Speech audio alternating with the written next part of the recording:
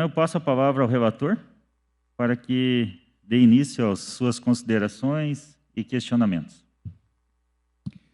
Bom dia, senhor Eduardo. Bom dia.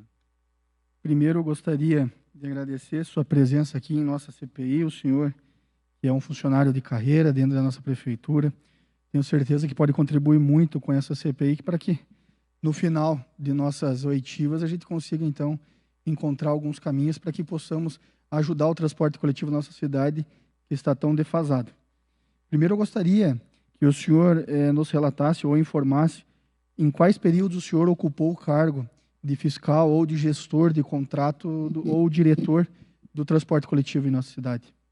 Atuei como diretor de transporte de janeiro de 2017 a março de 2018. Nenhum outro momento? Não. Após 2012, apenas 2017 a 2018? Exato.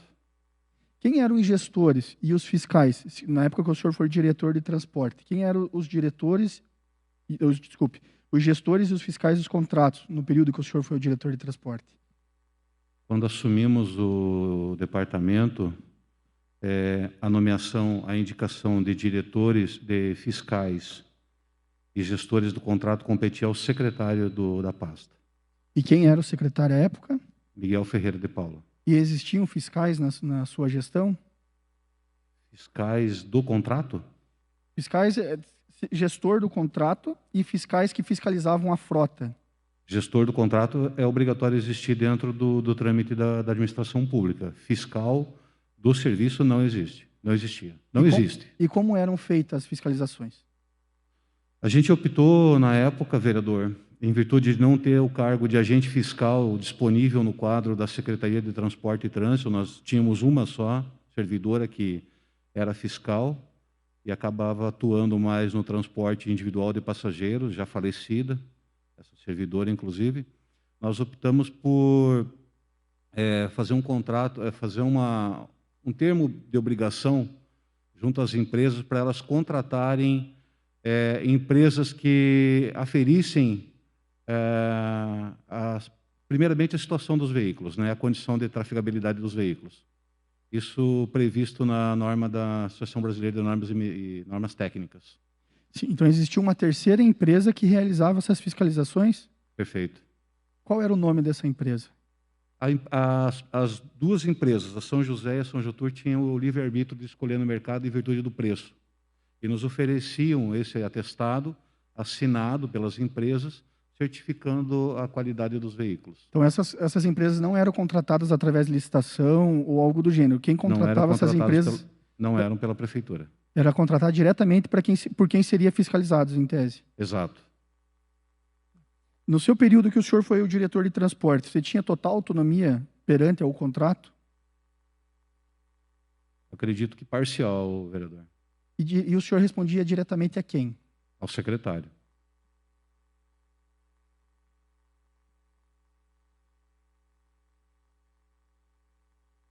As fiscalizações nos ônibus, tanto por parte mecânica, por idade de frota, por instrumentos de qualidade, por segurança, né, também dispositivos de segurança, elas eram feitas de forma integral nos ônibus ou por amostragem? Integral. E naquela época, o senhor recebeu algum relato por parte de fiscalizações ou visitas, até mesmo nas garagens, que dispositivos de segurança não funcionavam nos ônibus? Por exemplo, um dispositivo que bloqueasse o veículo transitar com a porta aberta? Não, vereador. Ok. E naquele período, a frota útil dos veículos era em conformidade com o contrato? Desculpa, não entendi. A idade útil da frota, naquele período, era em conformidade com o contrato? O contrato fala que a idade média era 5 anos. Sim. Dos veículos, a idade máxima 10 e 12 para a frota reserva. Sim. Então, de 2018, os veículos estavam dentro da validade. Sim. Havia alguma outra regularidade além da validade? Má conservação, pneu careca, falhas mecânicas por falta de manutenção? Não. O senhor se recorda se na sua época, como diretor, houve um TAC, um termo de ajustamento de conduta? Sim. E qual foi esse TAC? Para a renovação da frota da empresa São Jotur, lote 2, se eu não estou enganado. E foi feita essa renovação? Foi. Foram entregues 4 ou 5 ônibus no final de 2017. Ok. Senhor Eduardo, referente aos encargos fiscais, recolhimento de INSS, FGTS, sabemos que todas as empresas que prestam algum tipo de serviço público, seja vendendo, comprando da prefeitura, recebendo, precisa de certidões negativas, tanto INSS e FGTS. Nesse período que o senhor foi o diretor, de 2017 a 2018, o senhor se recorda se essas certidões negativas elas estavam negativas mesmo ou eram positivas por falta de pagamento? Eu me recordo que havia uma negociação entre as empresas e o poder público referente a dívidas. Me perdoe que eu não consegui entender. Eu me recordo que em 2017 tratamos do assunto e que isso tramitava junto à Secretaria de Finanças, já com parecer jurídico, para uma negociação de parcelamento de dívidas, o que acabava impedindo a emissão de certidões. Sim, e qual era a justificativa da empresa para não pagar e pedir o parcelamento e então ter essa negociação? Antecedeu a minha gestão, vereador. Antecedeu sua gestão? E o senhor não tem informações? Não tenho.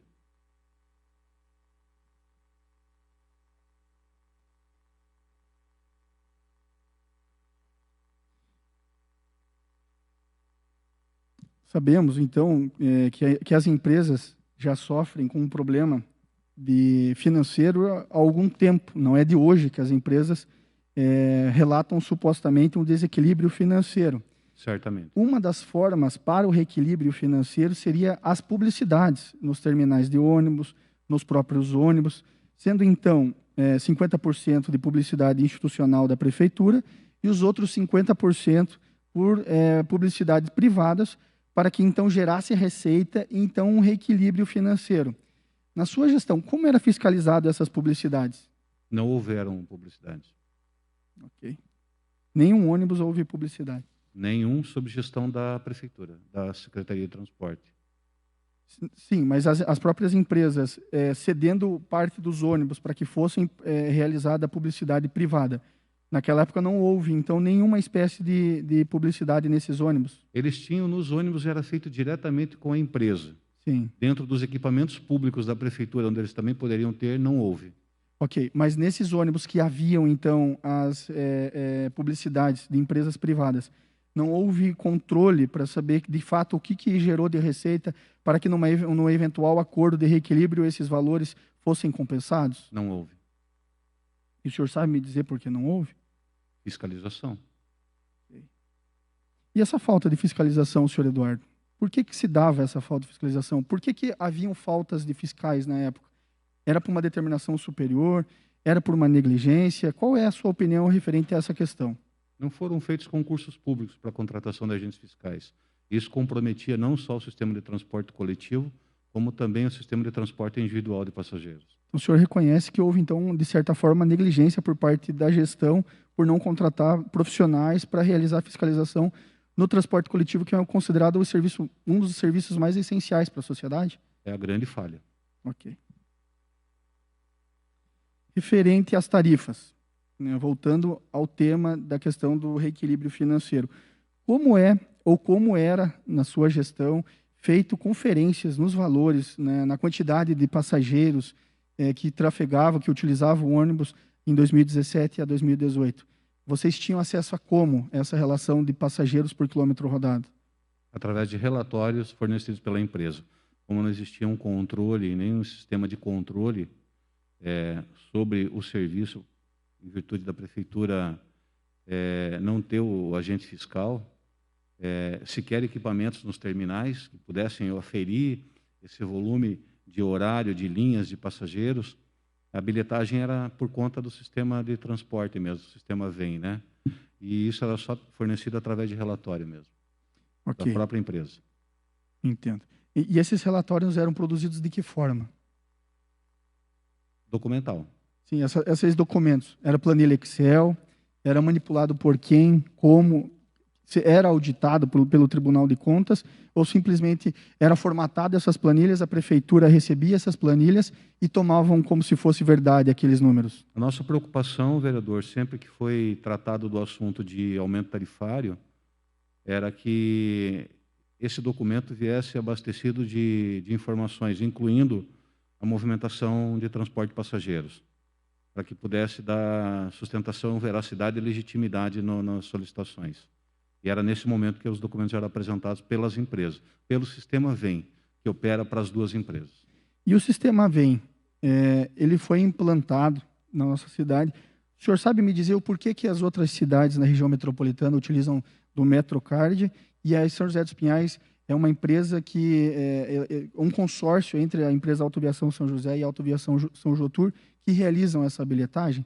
Por qual motivo que outras cidades da região metropolitana não utilizam bilhetagem específica das empresas que fazem o transporte coletivo em suas cidades e aqui a gente tem o VEM? É o custo operacional do sistema, né, vereador? Para a gente ter uma uniformidade de cartão na região metropolitana, é necessário que esse cartão tenha o que é chamado de porta, né? Então, aqui ele tem uma porta para o sistema VEM que opera para as duas empresas. Para colocar mais uma porta dentro desse cartão, tem um custo, que o sistema não cobra esse custo. Esse São José dos Pinhais, o sistema é único e exclusivamente coberto pela população. Isso implicaria em aumento tarifário, seja para o usuário de São José dos Pinhais, seja para o usuário da metropolitana, por exemplo. Ou mesmo o nosso passageiro que vai a Curitiba. Na época que o senhor foi diretor, o senhor já identificava, então, esse desequilíbrio entre a relação de passageiros e o custo da operação? Sim.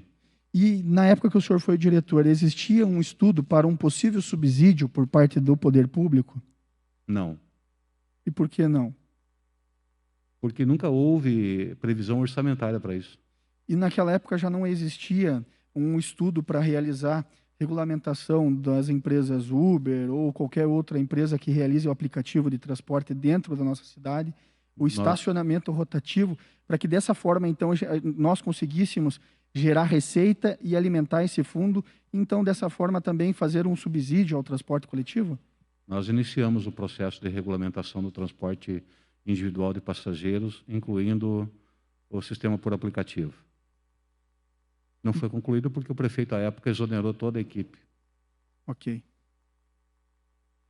Presidente, da minha parte, é isso. Encerro o meu tempo com todas as perguntas. Agradeço, senhor Eduardo, pelas respostas.